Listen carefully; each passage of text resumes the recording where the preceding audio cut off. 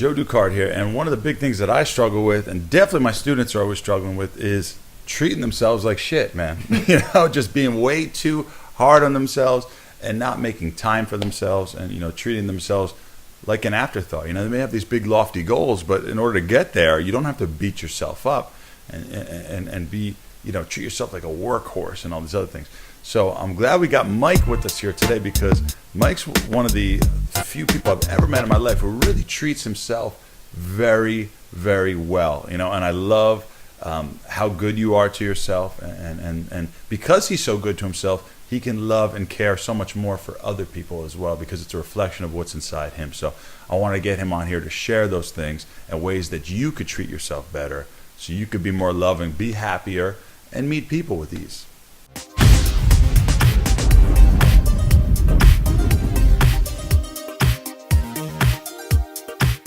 So first of all, I just want to thank Joe for the kind words. And the first tip that I want to share with you guys to help you improve the relationship you have with yourself is to have a mindfulness practice. So this is something that I do every single day, both morning and night, and it just sets myself up for success. So the first thing that I do is I meditate. So I take the time to just, sit. You can either use an app. If you want a recommendation, I use Mindfulness. It's a free app. It's a guided meditation. You can start off with just 3 minutes. You can go to 5 minutes, even 10 minutes. But when you're just starting out, pick 3 minutes, right? More importantly, when you're building a new habit is the frequency, doing the same things at the same time every single day. So the first thing that I do with a mindfulness practice is to meditate. This helps me quiet my mind, and it creates distance. Sometimes we'll have these negative chatter in our heads, right? And ever since I've been meditating consistently for a number of years now, I've been able to kind of tune them out and question them, and not be so caught up with all the negative things that's going on in my head. Because I still go through it, on a daily basis. The only difference between me now and me 5 years ago is that I don't get caught up with those thoughts anymore. I can just observe them, acknowledge them, and let them go. And then the other thing that I do is I review my goals on a daily basis. Typically, when I see guys who are super hard on themselves, they're down, they're depressed, and they're not happy, is because they're not sure what they're getting out of bed for. So for me, what I do is on a daily basis, I review the 4 quadrants of my life, which is my health and fitness, my career, my relationships, and then my spirituality. My fitness. Sorry. So I make sure that I'm clear on my goals. What kind of body do I want? How much money do I want to make? What kind of business do I want to run? What kinds of girls do I want to date? What kinds of friends do I want to have? What's the other one? How do I want to give back to the world and to people? I'm very clear on those things, and it just sets me up on fire when I review my goals.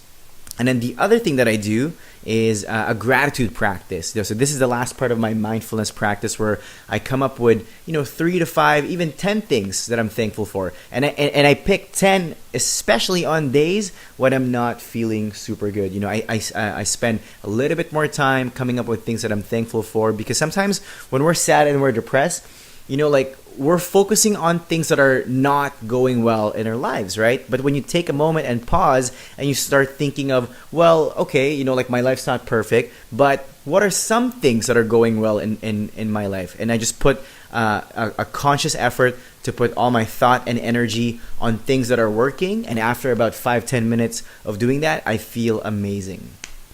Another thing to add to that, in order to treat yourself better, is to do things that you enjoy. I used to be really good at this when I was growing up. And then in my early 20s, I got so deep into the self-development. I wanted to change who I was so bad that all I was doing was reading books, either going to school or working or going out at night and trying to improve my social skills. I became head over heels involved in self-development, where everything I did had an intention to get better. I had to get better, until I hit a point where I was like, okay, I surpassed all these goals that I had, but I feel like I'm not really doing anything for me. Like, who am I really? And I got rid of all these things that I used to enjoy doing, right? So the last few years, I've spent some time rediscovering things that I do just for me, that I enjoy, and I've mentioned them in other videos, but something like going for a hike and taking some time to go out in nature. There's no real goal there. right? The only goal is to get away for a bit and just relax and have some downtime. Sometimes I like to sit on the couch and call some friends and just have some conversations, not really do anything. Maybe take a day off and not do too much. The best thing I've been doing recently is going fishing, right? I'm definitely not trying to pick up chicks or impress chicks or make any more money or get in any better shape when I go fishing. It's just a way to get out there, catch some fish. And it's just a fun thing to do where like the goal and the end result doesn't really matter at all as far as making me a better person or anything like that. And I know we're watching this because we want to be better, but there's certain things that you have to do just for yourself. I join dance classes. I go and do that. The working out pretty much is for me as well too, even though there's a self-development aspect to that. But, I like to watch, if it's a good show, I like to watch shows. I like to go to the movies. Sometimes I'll go to the movies by myself, right? And just do stuff that I want to do. Yesterday, I wanted to get a new sweatshirt and I needed a new fishing reel. So I went and took myself shopping and did something like that. So doing things that are just for you, that you're interested in. When I hit 30, one thing I said was, why wait? That was my motto. Why wait? Because there's so many things I thought I would do.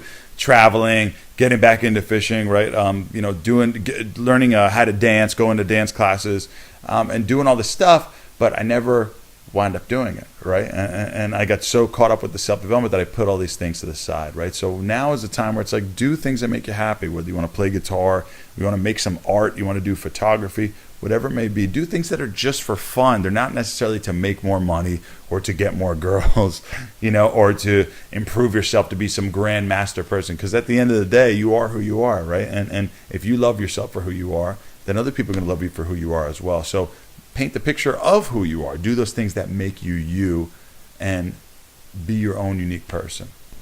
The third thing that we want to talk about that'll help you improve the relationship you have with yourself is to change your self-dialogue. I know a lot of my students, including me back in the day, when they make a mistake, they're so hard on themselves, right? Like they say things like, you're an idiot, you're a piece of shit, you're never going to amount to anything. Now imagine this, right?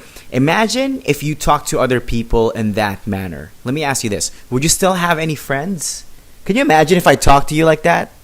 Like you wouldn't be friends with me, right? So why would you talk to yourself like that? So that's step number one, be compassionate. One of the exercise and guidelines that I give to my students that'll help them to change the way they talk to themselves is treat yourself as if you're talking to the 5-year-old version of who you are. Because keep in mind, right? Like you're going through life and you're doing the best you could with what you know at that moment. If you knew better, you do better, right? So if you're not getting the results you want, in any aspect of life, develop some self-compassion and talk to yourself with more love and more encouragement. Like be your own supporter. Be your best cheerleader instead of beating yourself down and telling yourself discouraging things. Like I don't know about you, but if someone talked to me like that, I'd shut down and I'd stop whatever I'm doing and I don't want to try anymore. So that's my third tip right there. Make sure you change your self-dialogue and be more self-compassionate.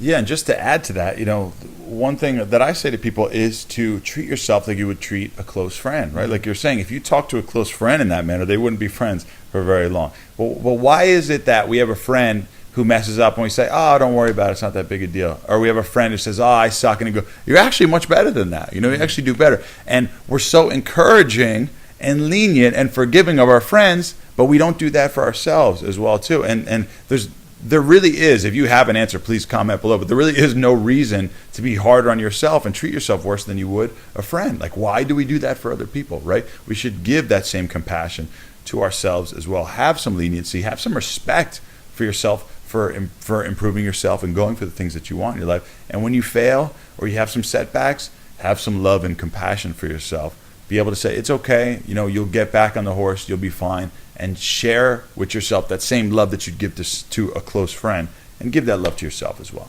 So to wrap up this video, really the point that Joe and I want to make is that you have to fill your own cup first. Because here's the thing, you can't give what you don't have, right? So if you catch yourself, if people aren't treating you well, if girls are disrespecting you, if other guys are making fun of you, it's probably because you're doing that to yourself first. So the most important lesson that I want to leave you with is to treat yourself like the most important person in your life, because in a lot of ways you are. You know, like you're the person who lives in your body. You know, you're the person who you have to look at yourself in the mirror, and if you don't like what you see in the mirror, then something has to change. Mike, thanks again for being here, and thanks again for sharing that with us. And don't forget to subscribe if you haven't already, and I'll link Mike's channel as well below so you can subscribe and get some more great information from him as well.